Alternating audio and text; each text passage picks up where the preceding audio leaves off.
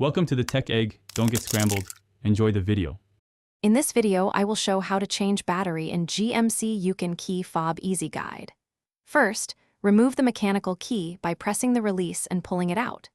Next, use a small flathead screwdriver to gently pry open the seam of the fob.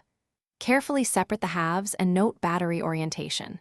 Remove the old CR 2032 and insert the new one with the plus side facing up, then snap the halves back together.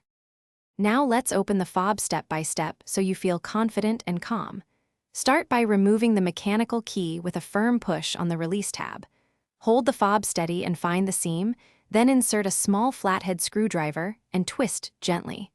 Work your way around the edge slowly until the two halves separate. Keep track of any tiny parts and place them on a cloth to avoid losing them. Quick recommendation: if you're enjoying this tutorial, please subscribe and like if it's helpful. On another note, life's too short for a stinky car. Grab Little Tree's black ice to keep your ride smelling great.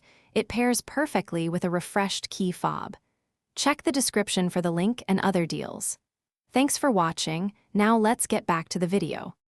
Next, we will swap the battery quickly and safely so your fob works like new. Observe the old battery to see which side faces up, then remove it using a fingernail or plastic tool. Place a fresh CR 2032 in the holder with the same orientation and press until secure. Test the buttons briefly while the case is still open to confirm function.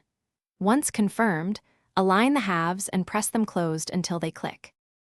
Thanks for watching. Consider subscribing if I helped unscramble your problems.